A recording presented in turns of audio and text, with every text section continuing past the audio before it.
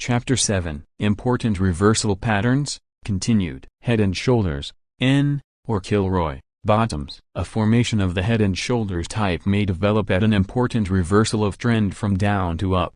In that case, it is called a head and shoulders bottom, and its price pattern, as compared with a top, is turned upside down, that is, it stands on its head. N. The present editor has always been impatient with the undescriptive nature of the term head and shoulders bottom, and so he has renamed it the Kilroy bottom. See Figure 7.4. The volume pattern is somewhat the same, not turned upside down, as at the top, but with some important changes in the latter half of the formation, which we shall discuss in detail. We can lay down specifications for it in much the same words as we used for the head and shoulders top. Here they are, with the portions that differ in principle from the top printed in italics. See Figures 7.1 through 7.25.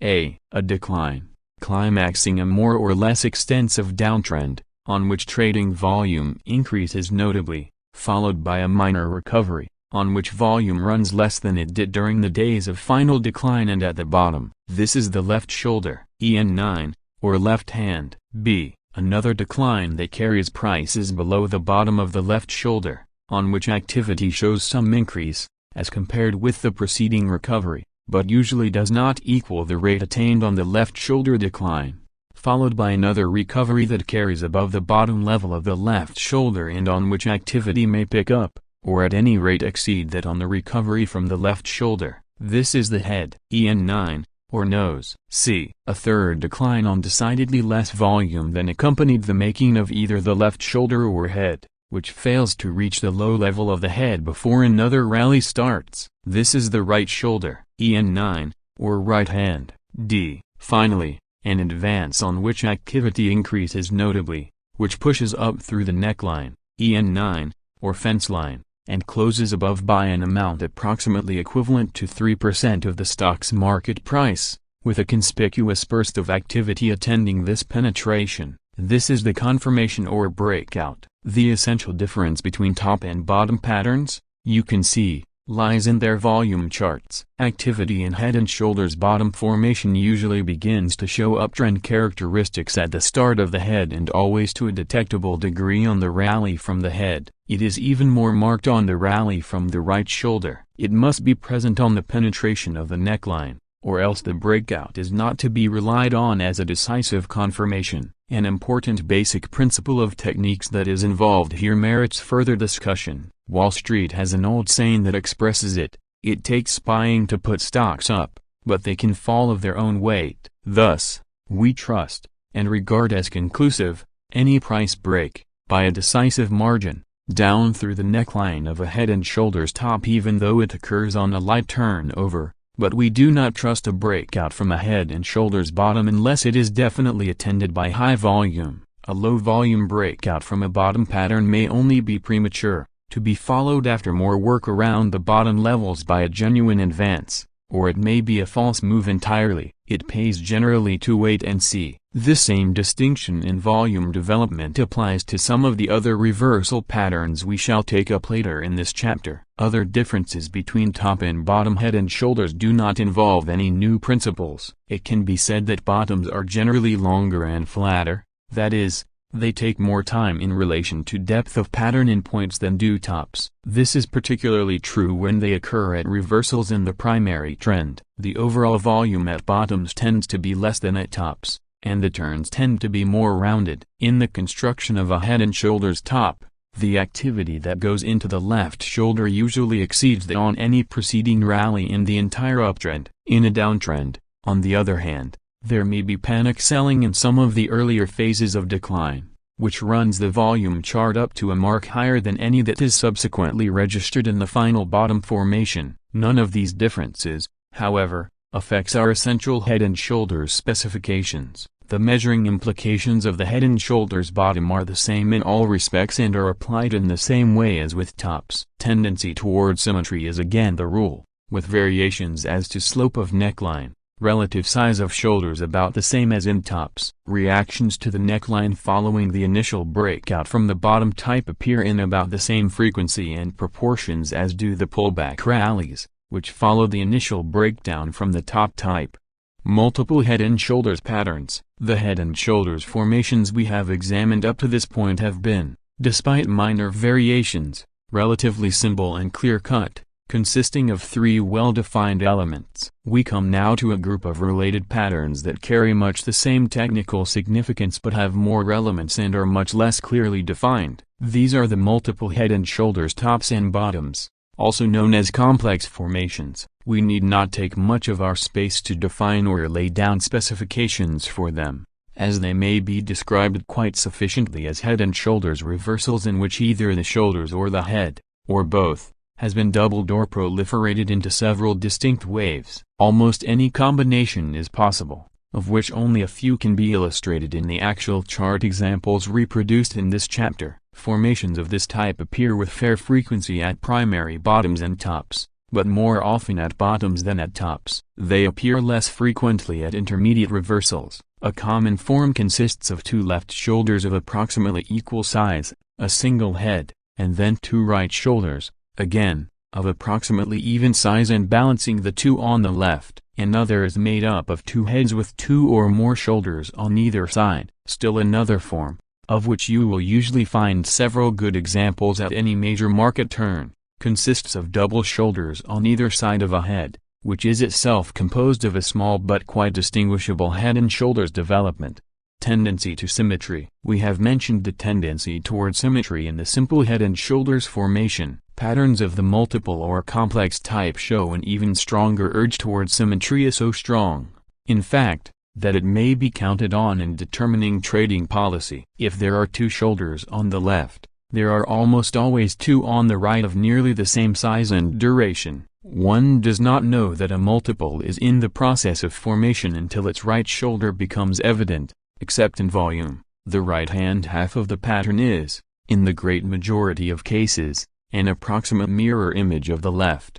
Necklines on multiple head and shoulders formations are not always easy to draw because the reactions between the shoulders and heads may not stop at levels that all fall on a single line. Upsloping and downsloping variants seldom appear in this class of patterns. Necklines are almost always very close to the horizontal. Sometimes, it is possible to estimate by simple inspection where the critical line really lies. More often, there are two necklines, an inner and an outer, and no price movement of consequence is to be expected until the outer has been penetrated, which is simply another expression of that tendency toward symmetry referred to above.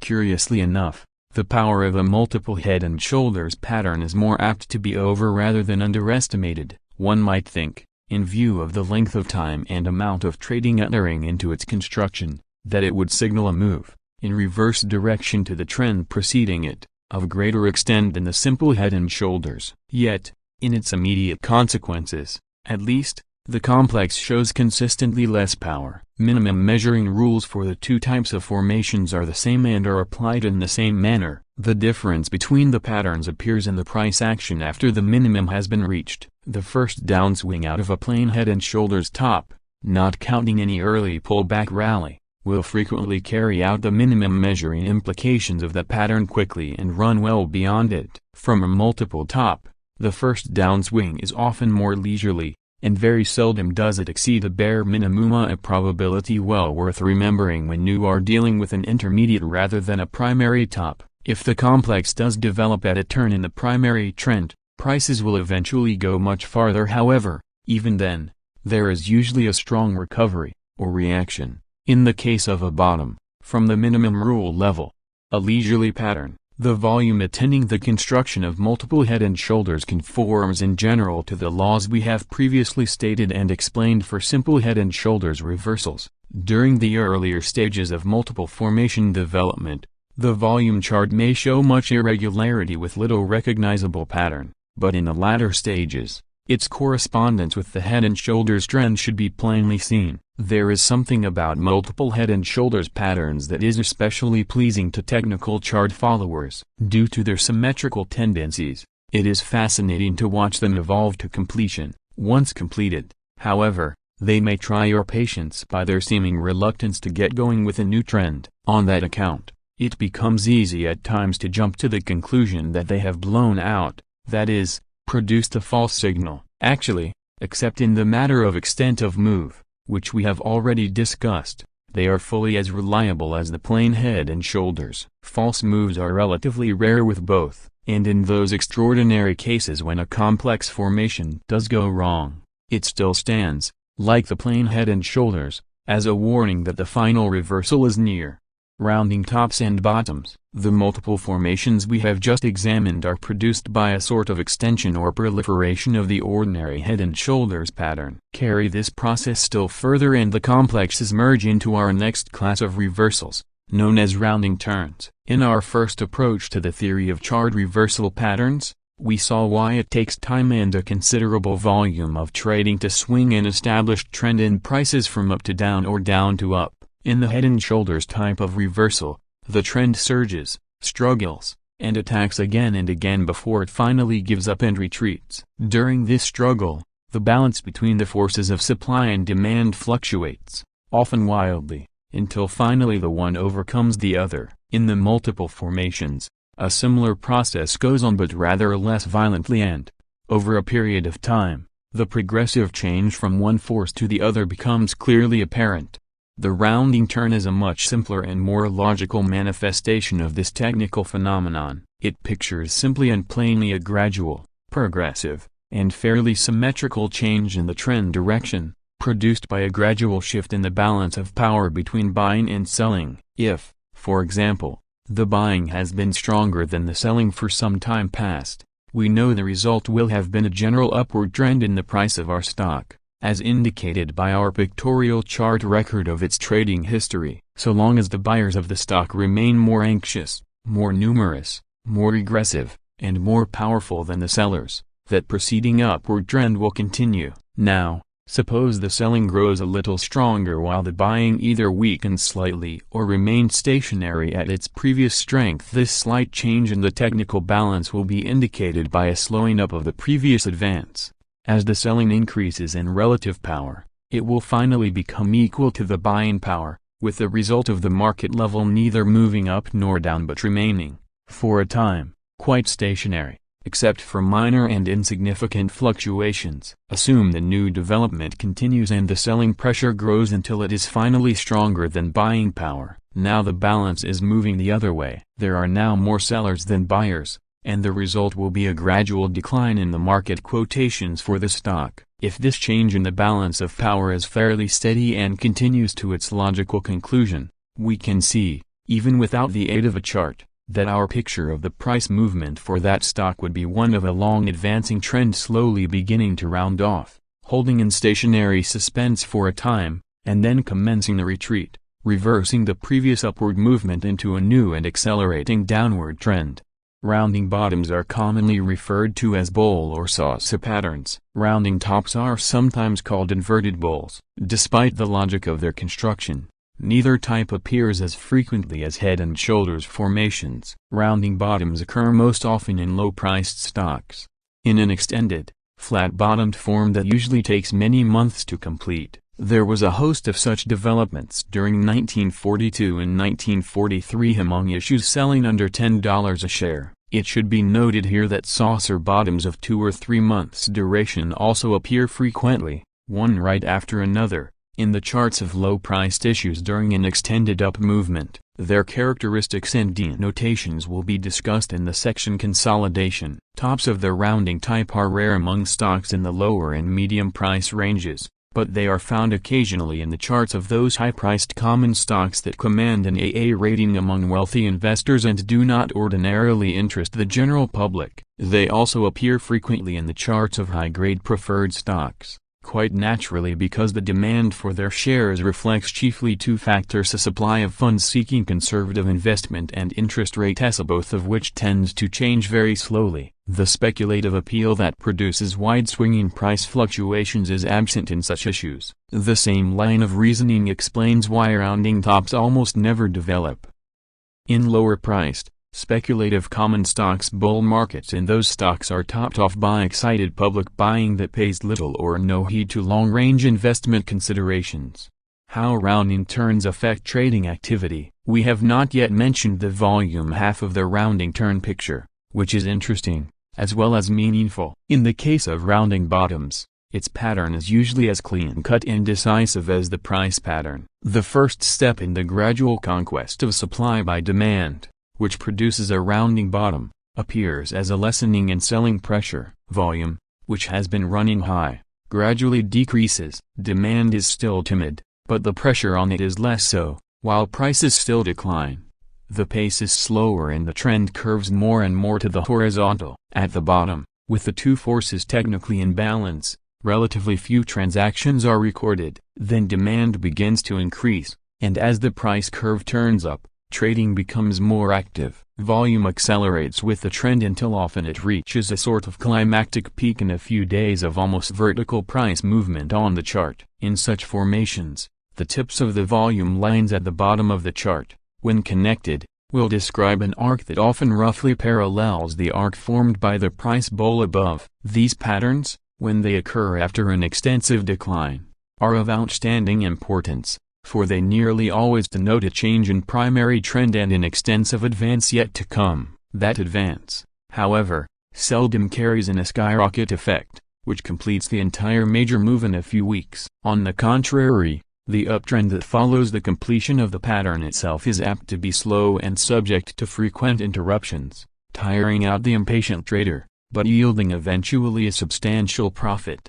Let us repeat that trading volume should ebb to an extreme low at the bottom of a bull pattern if its implications are to be trusted. After prices have passed dead center, however, and have begun their first gradual climb with as yet only a slight pickup in activity, something in the nature of a premature breakout may occur. Without warning, a burst of buying may shoot quotations straight up for a day or two. These incidents are by no means rare, but, almost invariably, prices will quickly drop back again into their former channel, and the gradual rounding movement is resumed. There is no particular danger for the trader in these premature bursts, but if he is tempted to jump in on such a sudden showing of strength, he should realize there probably will still be need for patience. A classic example of this type of premature break is shown in Figure 7.20. See Chapter 16 for some very important 2005 rounding bottoms and their consequences up to 2011. The dormant bottom variation, one sort of major bottom chart picture, has been called a dormant bottom. This variation relates logically to our bull pattern,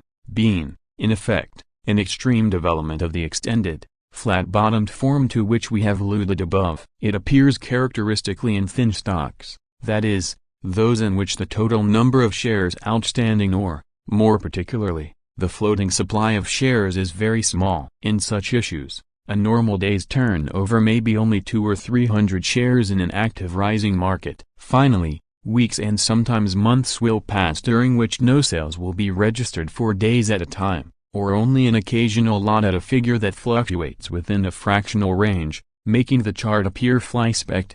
Eventually, there may appear a sudden and usually quite inexplicable flurry of activity. Several hundred shares appear on the tape and prices advance sharply. This breakout of dormancy can be a premature move, such as we have noted in connection with typical rounding bottoms, to be followed by several more weeks of inactivity, or it can be the first lift in a sort of step-up process with shorter and shorter intervals between each step, until a consistent uptrend finally develops. In any event, it is a signal that we are dealing with an important accumulation pattern. What has happened to form these dormant bottoms is easy to guess. With relatively few shares outstanding, and only an occasional lot put up for sale at the market, investors, perhaps insiders connected with the company, would succeed only in running the price up out of reach if they started to bid for the stock. So they simply hold a basket under it, as the saying goes, quickly picking up anything that is offered but never reaching for it,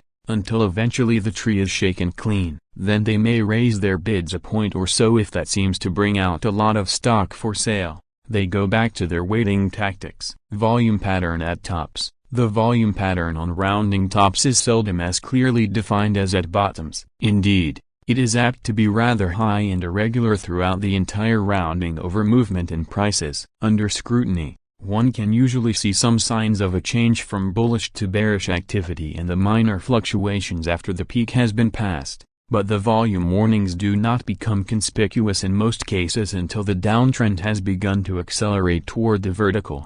We know of no measuring formula that can be applied to rounding turns, except for the minimum qualifications we mentioned in connection with Head and Shoulders, that is, they cannot be counted on to produce a greater move than the preceding price swing in the opposite direction, but they almost never deceive. Their implications can be roughly estimated from the magnitude of the trends that led to them and the length of time they take in the rounding over process. The rounding turns that often appear on weekly and monthly charts, thus, have major import. This leads us to the general consideration of weekly and monthly chart patterns. Thus far, we have been speaking in detail of only daily chart developments, but all of the formations we have taken up appear, as well, in the much larger swings into which daily movements are condensed on weekly and monthly charts, and with identical significance. Thus, volume record may not be quite so easy to read. Climactic activity may occur on one day of a week and the other days run dull,